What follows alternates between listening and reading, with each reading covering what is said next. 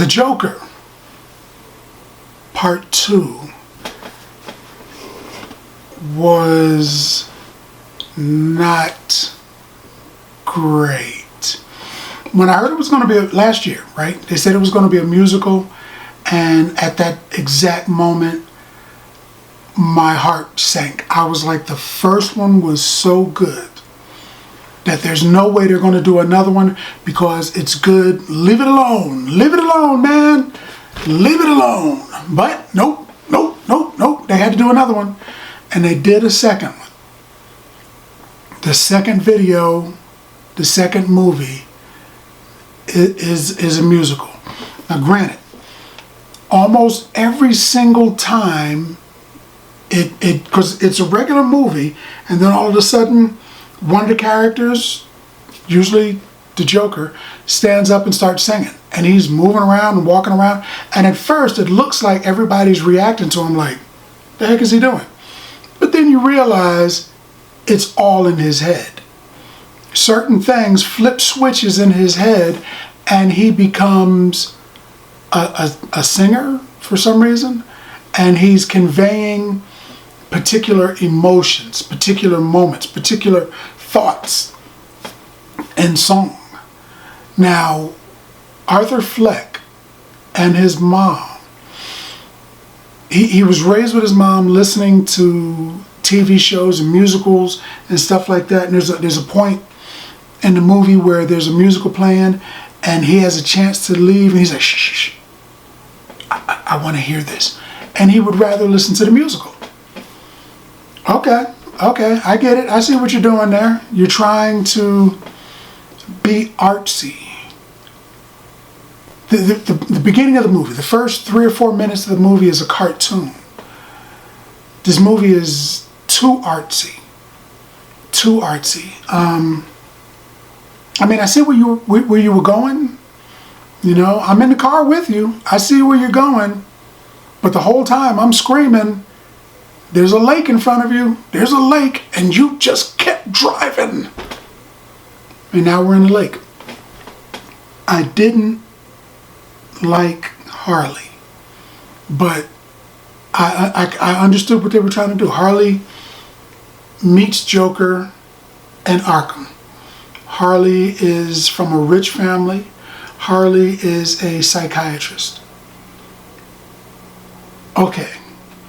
She does meet him in Arkham, but she's not really what you would expect for Harley Quinn, for Lee Harzell, or however they say her last name.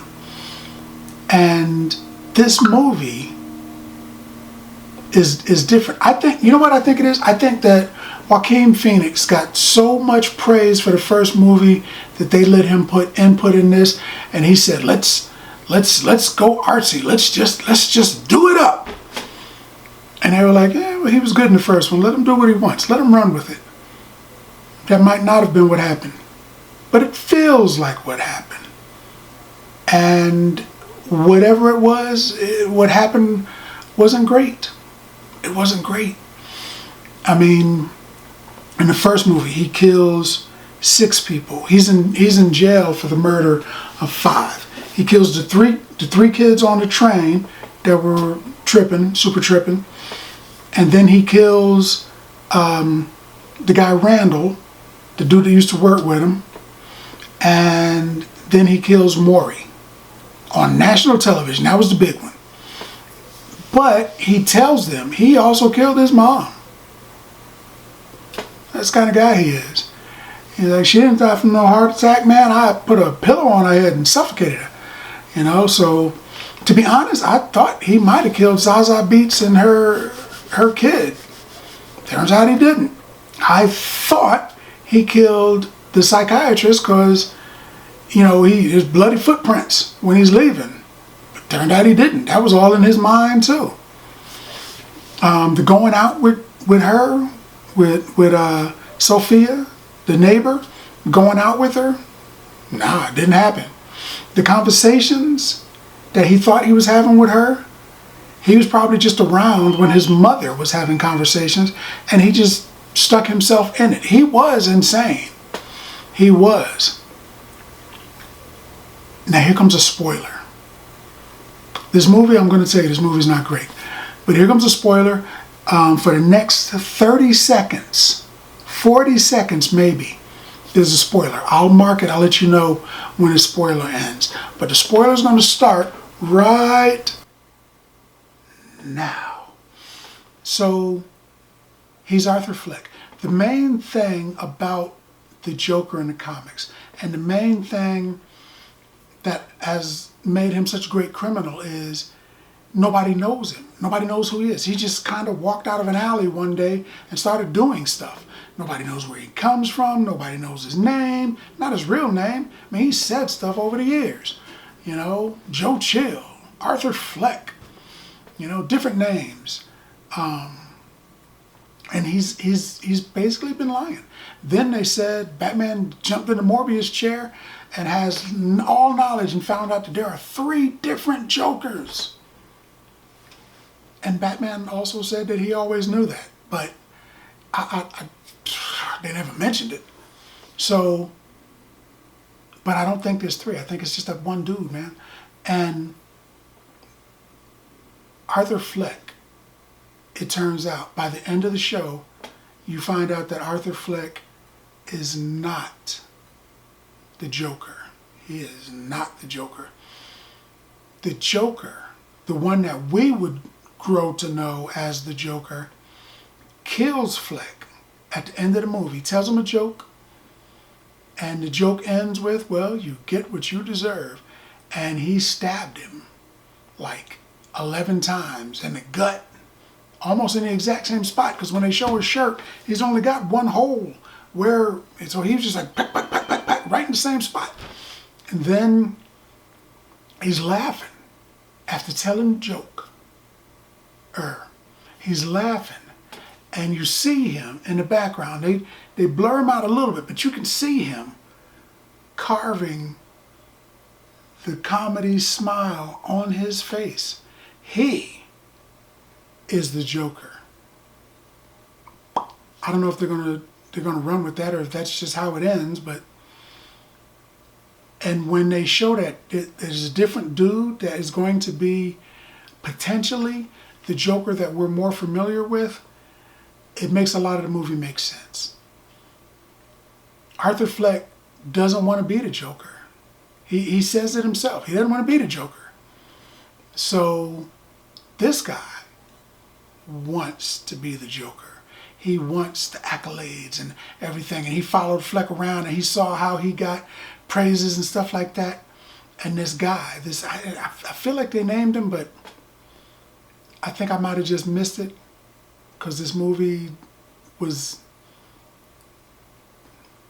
they might have said his name, but I'm pretty sure they didn't. I think he was just a rando in the background, but he takes the moniker of the Joker, and I think he's going to run with it, man, because he even says himself, he's a psychopath, and he's pretty proud of that. You know, most crazy people don't know they're crazy, but this dude, he knows it, and he's okay with that. So ends. Spoiler. So, this movie was a tough watch. This movie was a very tough watch because you went in expecting something. You go to your aunt's house, and your aunt is cooking every day, and she makes great food every day, and you know, you go to your aunt's house almost every weekend, and in one weekend your aunt's got the flu. She can't cook today. Uncle Ray is going to cook, and Uncle Ray does not understand your aunt's recipes. You go there expecting your aunt's food, and you sit down, it's a plate of food, you're expecting it to taste the same. Doesn't quite look the same, but you're expecting the same. You stick your fork in, you shove that stuff in your mouth, and all of a sudden you realize this is Uncle Ray's cooking. That is the movie. I saw the first one. First one was good. It was great. I saw it 3 times at home and everything, and I was psyched for the new one. It was going to be a musical. Doesn't look like the first one, but I went in anyway. They forced me to watch that stuff. That's Uncle Ray's cooking. That's not Auntie. They made us sit and watch Uncle Ray. Everybody knows Uncle Ray can't cook. Everybody. So this was the movie. I didn't tell you a lot about it because it just came out. I don't want to spoil everything except for that one thing that I said. But I would give The Joker Part 2 a good old-fashioned solid 5. I almost said 4. 5 bags of popcorn. It got a 5. It would have gotten a 4, but it was still a superhero movie. I dig those. 5 bags of popcorn.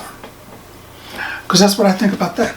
More importantly, what do you think about that? Now that you had a chance to look at the video, let's talk about it some more in the comments. And as always, if you like the video, if you like the content, subscribe. Joker. And then like. Popcorn passport. Get your popcorn passport.